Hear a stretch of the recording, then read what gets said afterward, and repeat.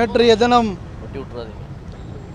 ஜம்மு காஷ்மீர் பஹல்காம் என்ற இடத்தில் சுற்றுலா பயணிகள் மீது கொடூரமான முறையில் பயங்கரவாத தாக்குதல் நடத்தப்பட்டிருக்கின்றது. அந்த தாக்குதலிலே வெளிநாட்டு சுற்றுலா பயணிகள் 2 உட்பட 27 அப்பாவி நபர்கள் கொல்லப்பட்டிருக்கின்றார்கள்.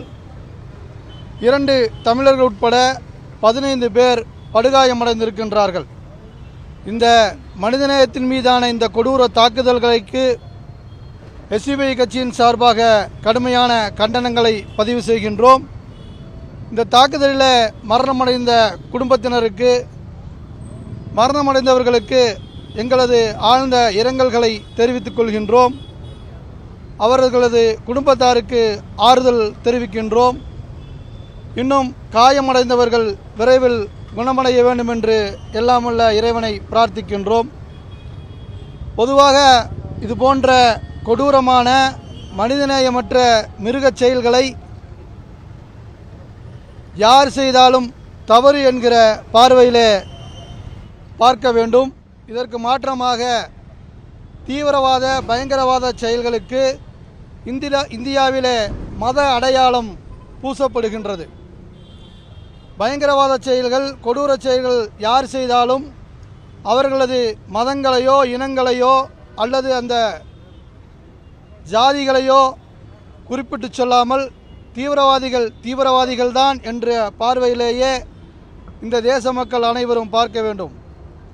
ஆனால் தற்சமயம் நடைபெற்று வருகின்ற இந்த இந்துத்துவ சங் பரிவார பாசிச ஆட்சியிலே எங்கு என்ன நிகழ்ச்சி நடந்தாலும் அதனை மதத்தோடு சேர்த்து பேசுகின்ற ஒரு கொடூரமான நிகழ்வு இங்கே நடந்து கொண்டிருக்கின்றது.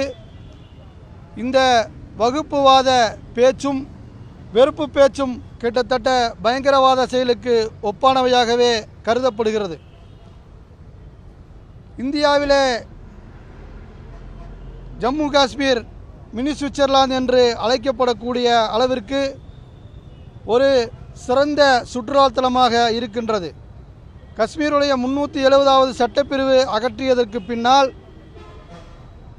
உலகில் உள்ள எல்லா இடத்திலிருந்தும் சுற்றுலா பயணிகள் வரலாம். காஷ்மீரில் அமைதி திரும்பிவிட்டது, தீவிரவாதம் முழுமையாக ஒழிக்கப்பட்டு விட்டது என்கிற மத்திய அரசாங்கத்தின் அறிவிப்பின் பின்னால் சுற்றுலா பயணிகள் வருகை தந்திருக்கின்றார்கள்.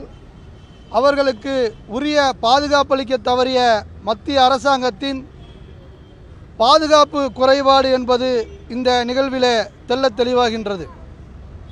அதுபோல அங்கே கொலை செய்யப்பட்டவர்கள் பெயரை கேட்டு அல்லது மதத்தை கேட்டு ஆடைகளை களைந்து அதற்கு பிறகு கொலை செய்யப்பட்டார்கள் என்ற தவறான வதந்தியும் சமூக வலைதளங்களில் பகிரப்பட்டு வருகின்றது. இதற்கு எஸ்டிபிஐ கட்சி கடுமையான கண்டனங்களை பதிவு செய்கின்றது. இதுபோன்ற செயல்களை அரசு உடனடியாக தடுத்து நிறுத்த வேண்டும். யார் தவறு செய்தாலும் கடுமையாக தண்டிக்கப்பட வேண்டும். இன்னும் முஸ்லிம் அடையாளங்களை பயன்படுத்தி தீவிரவாத செயல்கள் நடத்துபவர்களை முஸ்லிம் அடையாளங்களை பயன்படுத்தி வெளியிலே செய்திகள் பரப்பப்படுவது மிக அருவருக்கத்தக்க மோசமான ஒரு சூழலை உருவாக்கி கொண்டிருக்கின்றது. இந்தியாவிலே மத வெறுப்பையும் வகுப்புவாத அரசியலையும் முன்னிறுத்தி செய்யப்படுகின்ற இதுபோன்ற விஷயங்களை கண்டிக்கின்றது.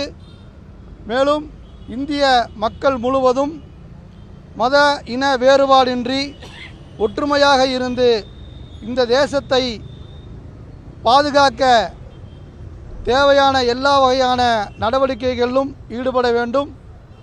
இந்த வன்மையான கொடூரமான பயங்கரவாத தாக்குதல்களை ஒற்றுமையாக இருந்து முறியடிக்க வேண்டும் என்று எல்லா மக்களிடத்திலும் அறைகூவல் விடுத்து எஸ்டிபிஐ கட்சி இன்று தேசம் முழுவதும் மெழுகுவர்த்தி ஏந்தி அமைதி அணிவகுப்பு போராட்டத்தை நடத்தி வருகின்றது. அதன் ஒரு பகுதியாக கோவை மத்திய மாவட்டத்தின் சார்பாக இந்த பகுதியிலே இந்த போராட்டம் நடைபெற்று வருகின்றது. செய்திகளை உடனுக்குடனும் துல்லியமாகவும் தெரிந்து கொள்ள சப்ஸ்கிரைப் பண்ணுங்க.